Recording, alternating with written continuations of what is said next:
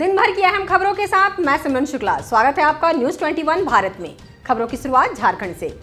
विधानसभा का दूसरा दिन भारतीय जनता पार्टी के विधायकों का पुरजोर विधानसभा के बाहर विरोध प्रदर्शन किया गया।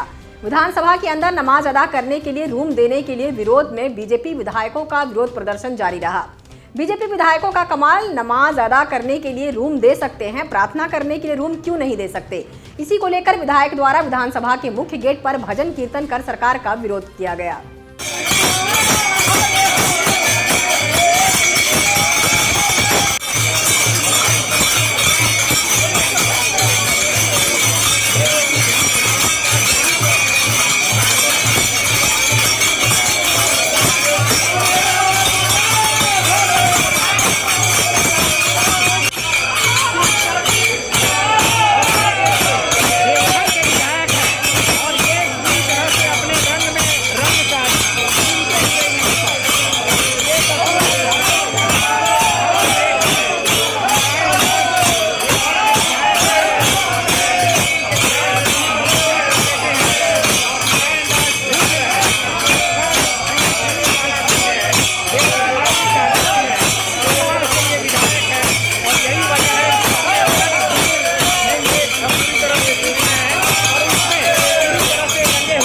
झारखंड विधानसभा के नए भवन में एक विशेष समुदाय के लिए नमाज कक्ष के आवंटन पर झारखंड में सियासी पारा उफान पर है।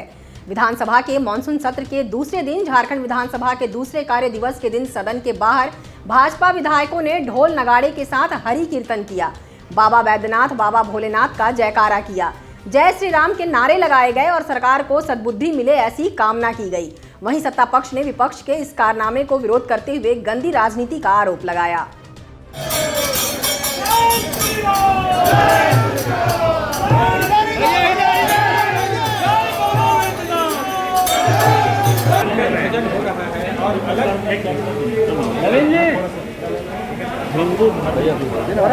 अरे आ रहा है कैमरा में भाई, पीछे की क्या करेंगे?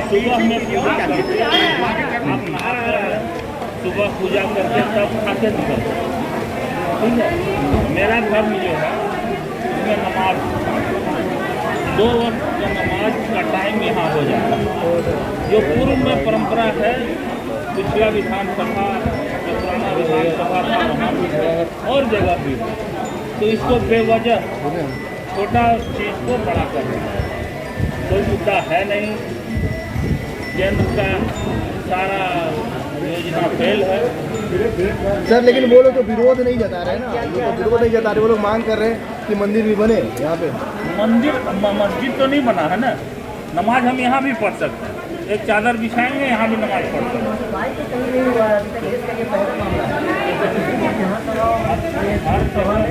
हर जगह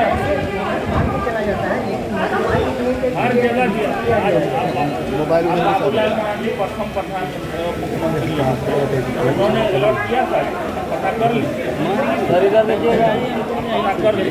विधानसभा में नमाज कक्ष के आवंटन के विरोध में भाजपा विधायकों ने सदन के बाहर हरि कीर्तन किया और जयकारा लगाया। इसी विरोध प्रदर्शन का कटाक्ष करते हुए सत्ता पक्ष के जेएमएम विधायक सरफराज अहमद ने कहा कि यह तो शुरू से चला आ रहा है। बिहार में भी नमाज अदा करने के लिए अलग से कक्ष बनाए गए हैं, दिल्ली के एयरपोर्ट में भी कक्ष बनाए गए हैं, लेकिन भारतीय जनता पार्टी इन सब बातों को समझने के लिए तैयार ही नहीं है।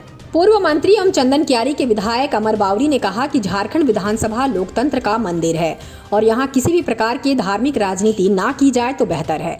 अगर सरकार की तरफ से यह पहल की गई है कि अल्पसंख्यकों के लिए उनके इबादत के लिए अगर एक कमरा दिया गया है, तो बहुत संख्या के लिए भी यहाँ मंदिर बनाने का परमिशन विधानसभा अध्यक्ष को देना चाहिए। एकमात्र काम जो भी इस लोकतंत्र की मर्यादाओं को भंग करने का जो भी कार्य या प्रयास करेगा, वो सत्ता के अहंकार में रह करके ही क्यों न करे, लेकिन लोकतंत्र के एक प्रहरी के रूप में, एक सच्चे लोकतंत्र के प्रहरी के रूप में, एक विधायक के रूप में हमारा पूरा ताकत, अपने पार्टी का पूरा ताकत इस लोकतंत्र को बचाने के लिए और बाबा साहेब के संविधान को बचाने के लिए लगा रहे हैं। देखिए, शुरुआत सत्ता पक्ष ने किया है, विधानसभा स्पीकर सर ने किया है। अब जिस कारण से भी हो, इस लोकतंत्र के मंदिर की मर्यादा को उन्होंने तार तार किया है और ये सिर्फ और सिर्फ वोट बैंक की राजनीति और तुष्टीकरण की राजनीति के कारण किया गया। जब अल्पसंख्यक समुदाय के तुष्टीकरण के लिए यदि वो इस तरह का धार्मिक फैसले दे सकते हैं तो हम लोग तो बहुसंख्यक लोगों का प्रतिनिधित्व है, हम लोग उनको भी उनकी भी भावना को कदर करना चाहिए। या फिर उनको अपने इस तुगलकी फरमान को, इस तालिबानी फरमान को वापस लेना चाहिए और लोकतंत्र के मंदिर को लोकतंत्र में रहना चाहिए। भारतीय जनता पार्टी ध्रुवा मंडल का हेमंत सरकार की विधानसभा में नमाज के लिए कक्ष आवंटन के मामले को लेकर विरोध प्रदर्शन हो रहा है और अब झारखंड की राजधानी रांची के अन्य जगहों से भी विरोध के स्वर देखने को मिल रहे हैं। अब देखना यह होगा कि आखिर कब तक यह विरोध के स्वर देखने को मिलते हैं। आखिर मंदिर मस्जिद के नाम पर कब तक झारखंड में सियासी पारा गर्म रहेगा। नहीं चलेगी। पुलिस के संरक्षण में झारखंड में अलग अलग जिलों में कई नक्सली हैं, लेकिन पुलिस एक भी नक्सली का सरेंडर का खुलासा नहीं कर रही है। नक्सलियों से लगातार पूछताछ की जा रही है ताकि संगठन को पूरी तरह से खत्म कर दिया जाए। इनामी नक्सली महाराजा प्रमाणिक कई दिनों पहले पुलिस के सामने जा चुका है, लेकिन पुलिस के द्वारा इन बातों का कोई खुलासा अभी तक नहीं किया गया है। नक्सली ने सरेंडर कर दिया है। वहीं दूसरी तरफ एरिया कमांडर बलून सरदार की भी सरेंडर करने की सूचना है, लेकिन इस मामले में भी पुलिस कुछ स्पष्ट नहीं कर रही है। लातेहार, चतरा और गिरिडीह में कई नक्सली एसपी के संपर्क में हैं। जल्द ही झारखंड पुलिस के द्वारा बड़े पैमाने पर नक्सलियों का सरेंडर करने का खुलासा हो सकता है। पुलिस के संरक्षण में रह रहे नक्सलियों के निशानदेही पर जंगलों में लगातार सर्च अभियान चल रहा है। इसके अलावा पकड़े गए नक्सलियों ने भी जंगल में कई जगहों को चिन्हित कर बताया है कि नक्सली का मूवमेंट कहां लगातार रहता है। झारखंड के अलग अलग जेलों में बंद नक्सलियों से भी पुलिस पूछताछ करेगी। एशिया महादेश के सबसे बड़े ओपन कोल माइंस राजमहल अंतर्गत ललमटिया ईसीएल कोयला खदान की लापरवाही की वजह से कोल फील्ड में बीते रात 11 बजे पास के ही सटे लोहंडिया ललमटिया मेन रोड के समीप में मिट्टी का स्लाइड होने की वजह से जमीन तल से लगभग 100 फीट नीचे पार्क स्लाइड हो गया। बता दें कि ऐसी घटनाएं बीते 2 महीने के अंदर लगातार दूसरी बार घट चुकी है। आपको बता दें कि बीते दिन लोहंडिया में एक घर का आधा हिस्सा पूरी तरह से जमींदोज हो गया। वहीं स्थानीय ग्रामीणों से मिली जानकारी के अनुसार ग्रामीणों ने इसकी सूचना ईसीएल के जीएम को दी। बावजूद इसके जल प्रबंधन द्वारा इस पर कोई संज्ञान नहीं लिया गया, जिससे गुस्साए ग्रामीणों ने कहा कि ईसीएल मैनेजमेंट की आंख में पट्टी लगी हुई है, जिससे जान माल का खतरा दिन ब दिन बढ़ता जा रहा है। ईसीएल के राजमहल परियोजना में आसपास बसने वालों के घर क्षतिग्रस्त और भूधसान होता रहता है। सारा खेल ईसीएल के लापरवाही की वजह से होता है। आज फिर से पेट्रोल और डीजल की कीमतों में गिरावट देखने को मिली है। एलओसी की वेबसाइट के अनुसार देश में आज पेट्रोल और डीजल की कीमतों में 15 पैसे की घटोतरी हुई है। बीते दिन भी तेल कंपनियों ने पेट्रोल और डीजल की कीमतों में कटौती की थी। राज्य सरकार अलग अलग राज्यों में राज्य से अलग रेट से टैक्स वसूलती है। वहीं हर शहर के हिसाब से नगर निगम, नगर पालिकाओं के भी टैक्स होते हैं और उसके कारण टैक्स तय होता है। जैसे कई जगह ऐसे भी हैं जहां रिफाइनरी से तेल पहुंचने में काफ़ी मुश्किल होती है। ऐसे में वहां पेट्रोल की कीमत ज़्यादा हो सकती है क्योंकि वहां ट्रांसपोर्टेशन टैक्स ज़्यादा होता है। नगर आयुक्त मुकेश कुमार राज्य सरकार के एजेंट के रूप में रांची नगर निगम में कुर्सी की शोभा बढ़ा रहे हैं। जब मेयर शहर की साफ सफाई व्यवस्था को लेकर नगर आयुक्त को समीक्षा बैठक आहूत करने का निर्देश देती हैं, तो उन्हें शहर की सफाई व्यवस्था का निरीक्षण करने की याद आती है। यदि वे शहर की सफाई व्यवस्था को लेकर तत्पर होते तो आज झीरी स्थित रांची नगर निगम के डंपिंग यार्ड में कूड़े से भरे ट्रैक्टरों की कतार नहीं लगती। सोमवार को ये बातें मेयर डॉक्टर आशा लकड़ा ने कही। उन्होंने झीरी स्थित रांची नगर निगम के डंपिंग यार्ड के वर्तमान हालात की जानकारी देते हुए कहा कि फिलहाल डंपिंग यार्ड की स्थिति नरकीय हो गई है। कूड़े से भरे ट्रैक्टर डंपिंग यार्ड के ऊपर नहीं पहुंच पा रहे हैं। इस कारण ट्रैक्टर चालकों को ट्रैक्टर में भरे कूड़े को अनलोड करने में काफ़ी परेशानियों का सामना करना पड़ता है। सुबह से लेकर शाम तक 100 से अधिक की संख्या में कूड़े से भरे ट्रैक्टर के चालक व हेल्पर कतार में खड़े होकर अपनी बारी आने का इंतजार करते रहते हैं। डंपिंग यार्ड की इस अव्यवस्था के कारण रांची नगर निगम क्षेत्र से कूड़े का उठाव नियमित रूप से नहीं हो रहा है। लगभग सभी ट्रैक्टर चालक दिन भर में मात्र एक ट्रिप ही कूड़े का उठाव कर पाते हैं। तो स्वयं कार्रवाई करना चाहिए। एक बार भी समीक्षा बैठक नहीं। नगर विकास मंत्री का काम क्या होता है? एक बार बैठक होनी चाहिए। आप तो यहाँ का जनता को तोड़ने फोड़ने में लगे हुए हैं, तो आप कहाँ से किसी को बचाएंगे? आप तो जुझारने में बैठे हुए हैं। जनहित का काम कहाँ कर रहे हैं? कार्रवाई तो उन्हीं को करना चाहिए। जो किनको कार्रवाई करना चाहिए वही साह दे करके बैठा है, तो क्या होगा जनता का? नए विधानसभा में नमाज कक्ष का मुद्दा थमने का नाम नहीं ले रहा है। आज विधानसभा सत्र शुरू होने के दौरान बीजेपी के विधायकों ने हरि कीर्तन कर मुद्दे को और गरमा दिया। बीजेपी के इस व्यवहार पर विपक्ष ने खासी नाराजगी दिखाई। कांग्रेस के इरफान अंसारी ने तो विधानसभा स्पीकर को कल तक बीजेपी विधायकों पर उचित कार्रवाई करने की बात कह डाली। इतने पर भला झामुमो पार्टी कैसे चुप रहती। इसी सिलसिले में झामुमो पार्टी के केंद्रीय कार्यालय में प्रेस वार्ता रखी गई। प्रेस वार्ता को पार्टी के केंद्रीय महासचिव सह प्रवक्ता सुप्रियो भट्टाचार्य ने संबोधित किया। प्रेस वार्ता सुप्रियो भट्टाचार्य ने बीजेपी को झाल बजाने वाली पार्टी बताया। उन्होंने कहा कि बीजेपी को विधानसभा में झाल बजाने से अच्छा है कि वो अपने कार्य क्षेत्र में जाकर झाल बजाए ताकि जनता का मनोरंजन हो सके। बीजेपी को पता होना चाहिए कि देश और राज्य किस मुसीबत से गुजर रहा है। राज्य सीमित संसाधनों के साथ विकास के पथ पर गुजर रहा है। राज्य के मुख्यमंत्री ने इस बाबत प्रधानमंत्री को चिट्ठी भी लिखी है कि राज्य को और सुविधाएं प्रदान की जाए, मगर बीजेपी विकास के मुद्दे को दरकिनार कर विधानसभा और राज्य में झाल बजाने का काम कर रही है। दोस्तों, बहुत संघर्ष के बाद इस राज्य की स्थापना हुई। 4 दशक लंबा आंदोलन चला, सैकड़ों शहादत कुर्बानियां हुई, हजारों लोग प्रताड़ित किए गए, केस मुकदमे, अत्याचार, लाठीचार्ज, गोली चालन, हर तरह से इस राज्य मुक्ति आंदोलन को दबाया गया। लेकिन आदरणीय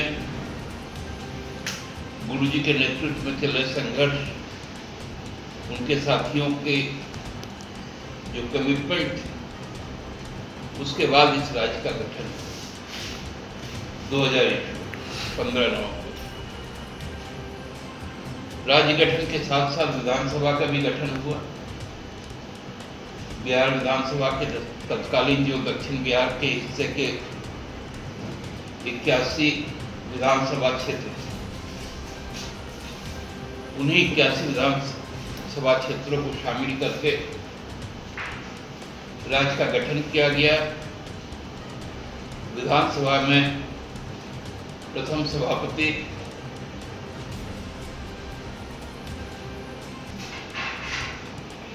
आदरणीय इंदर सिंह नामधारी जी बने और तत्कालीन सदन के नेता और राज्य के पहले मुख्यमंत्री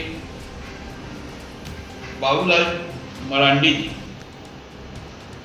ने सदन के जो कॉम्पोजिशन था, उस कॉम्पोजिशन को देखते हुए, सदन की कार्रवाई को देखते हुए, बिहार विधानसभा के तर्ज पर, बिहार विधान परिषद के तर्ज पर उन्हीं 81 विधानसभा क्षेत्रों को शामिल करके राज्य का गठन किया गया। विधानसभा में प्रथम सभापति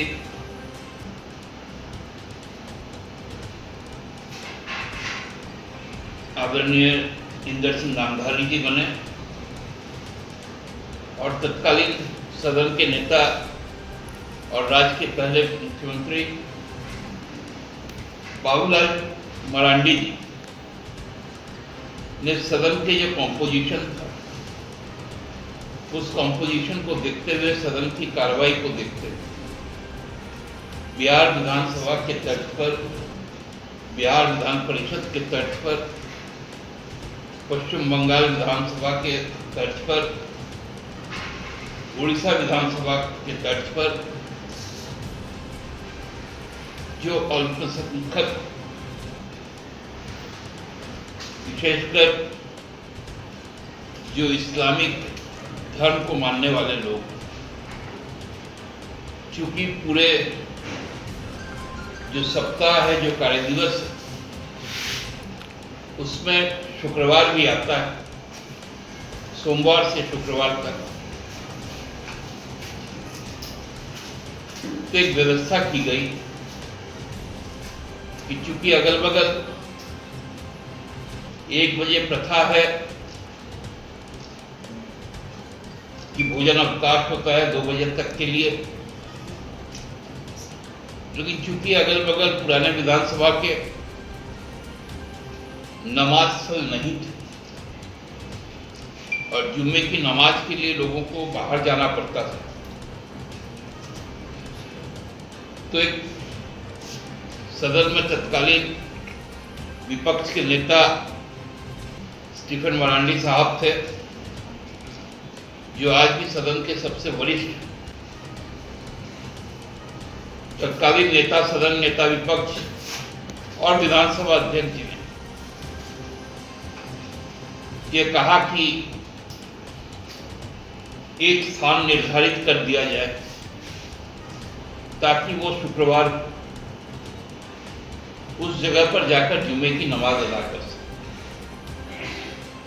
क्योंकि जुम्मे की नमाज की अपनी एक अलग पवित्रता है। मुस्लिम धर्मावलंबी भाई बहनों की उसमें एक आस्था है।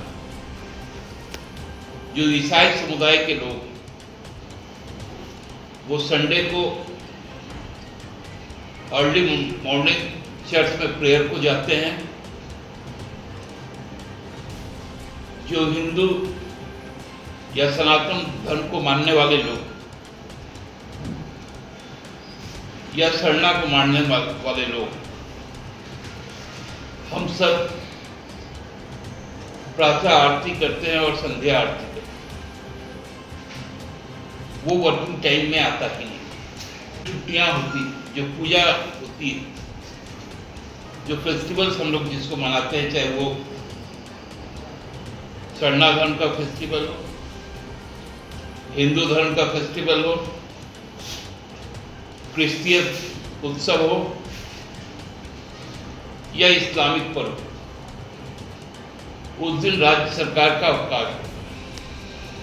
अपने अपने धर्म को मानने में कहीं कोई असुविधाएं नहीं।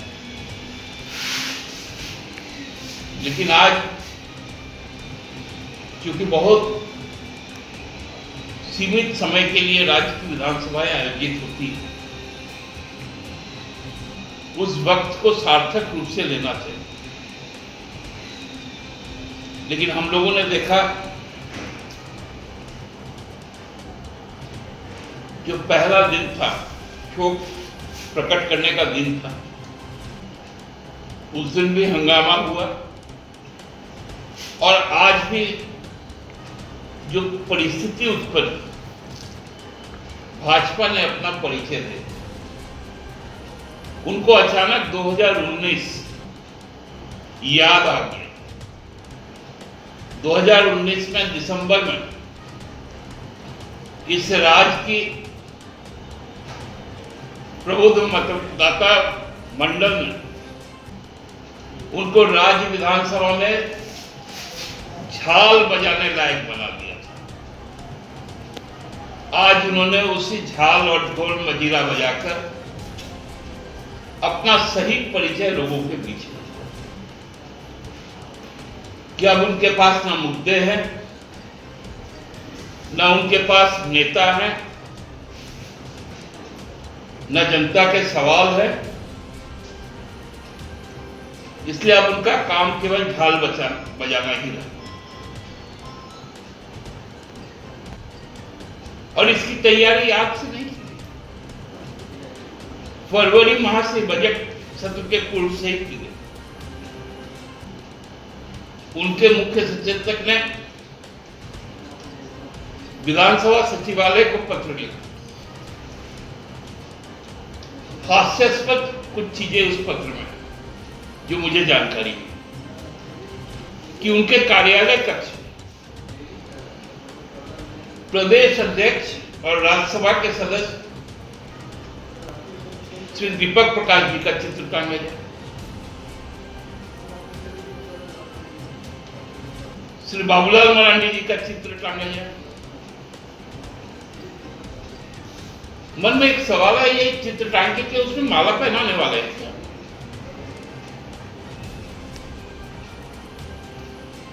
गृह मंत्री आदरणीय अमित शाह जी का चित्र लगाया जाए, प्रधानमंत्री माननीय नरेंद्र मोदी जी का चित्र लगाया जाए,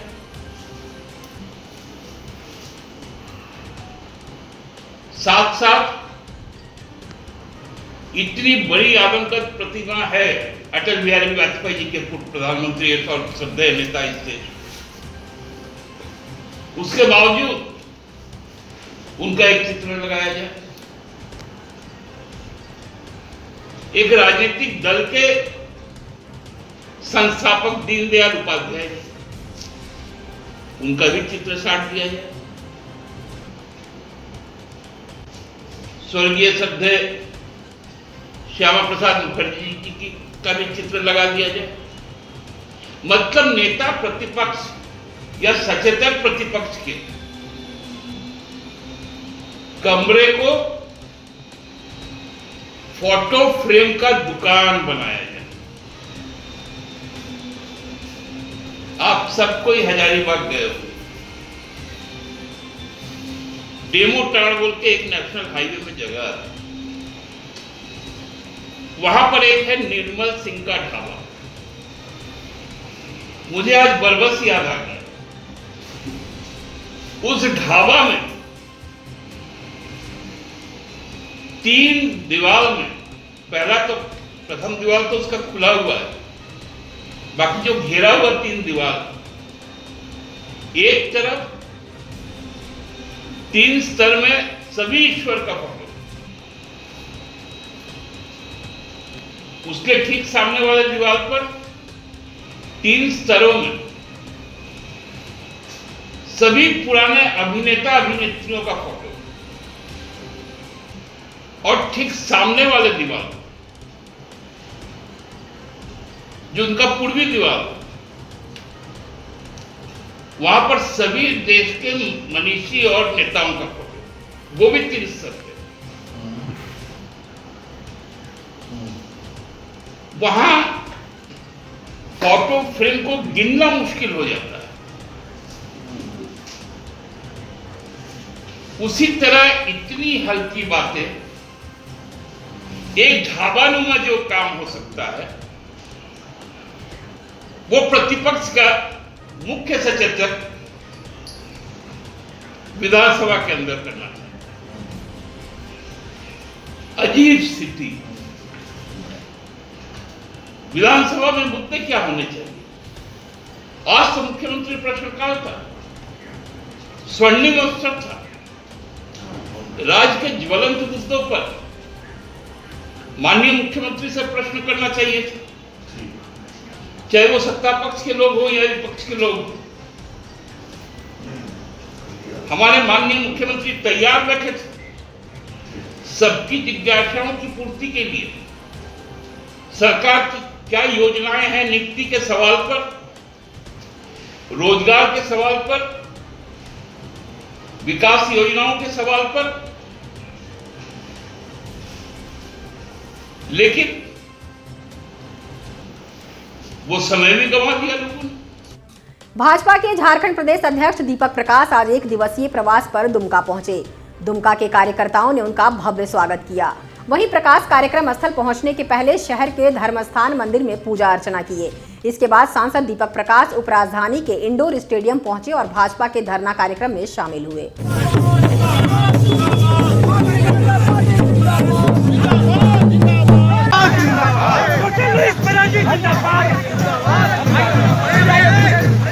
दीपक प्रकाश जिंदाबाद, दीपक प्रकाश जिंदाबाद, दीपक प्रकाश जिंदाबाद। मैं बताना चाहता हूँ। हाँ सर, क्या कहेंगे आज के धरना कार्यक्रम में? आज के महाधरना कार्यक्रम में जो तुगलकी फरमान विधानसभा अध्यक्ष के द्वारा नमाज अदा करने के लिए एक कक्ष का आवंटन किया गया है, उसको वापस ले अथवा सभी धर्म और सभी पंथों के लिए एक एक कक्षा उसमें आवंटन करें। राज्य की सरकार हर मोर्चे पर विफल है, इसीलिए इस प्रकार के निर्णय करा करके जनता को विभ्रमित करने का काम राज्य के सरकार के इशारे पर, चाहे वो कानून व्यवस्था हो, विकास हो, चाहे सड़कों की हालत की बात की जाए, बिजली की बात की जाए, शिक्षा की बात की जाए, चिकित्सा की बात की जाए, हर मोर्चे पर विफल सरकार। इस राज्य में सबसे ज़्यादा वैक्सीन को बर्बाद करने वाली सरकार, वैक्सीन के बारे में गंभीरता से काम नहीं करने वाली सरकार, प्रधानमंत्री के द्वारा भेजे हुए गरीब कल्याण अन्न योजना में कालाबाजारी करने वाली सरकार पूरी तरह से जनता की नजरों में गिर चुकी है। इसीलिए जनता का ध्यान बांटने के लिए इस प्रकार के निर्णय लेकर विभ्रमित करने का काम कर रही है। लेकिन मेरी लाल के हसीन सपने दिलाने का काम करके सत्ता में जरूर आई है, लेकिन राज का आड़ी बार बार नहीं। मुख्यमंत्री हेमंत सोरेन ने आज झारखंड मंत्रालय से 26.74 करोड़ रुपए की लागत से बने 132-33 केवी ग्रिड सब स्टेशन भगोटी का ऑनलाइन उद्घाटन और लगभग 91 करोड़ की लागत से बनने वाले 2 अन्य सब स्टेशन छतरपुर और भवनाथपुर का शिलान्यास किया। इस मौके पर मुख्यमंत्री ने कहा कि गढ़वा जिले की जनता हमेशा से बिजली को लेकर उपेक्षित महसूस किया करती थी। आज इस सब स्टेशन के चालू होने के बाद गढ़वा जिले के लाखों लोगों को बिजली की समस्या से निजात मिलेगी। वहीं अगले 24 महीने में छतरपुर और भवनाथपुर के सब स्टेशन का भी निर्माण हो जाएगा, जिससे वहां के सभी लोगों को लो वोल्टेज से छुटकारा मिल जाएगा। हम सभी जोरदार तालियों से माननीय मुख्यमंत्री महोदय पुष्पगुच्छ प्रदान कर मंचासीन अतिथिगणों प्रतीकात्मक रूप से झारखंड की भावना संप्रेषित हो रही है। आदरणीय अविनाश कुमार निगम लिमिटेड सर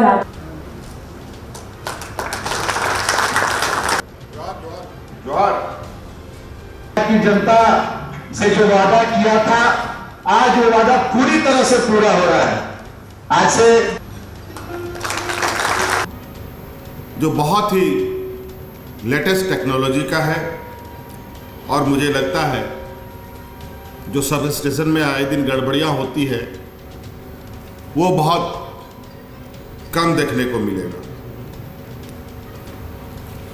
आज के इस सब स्टेशन से हमारे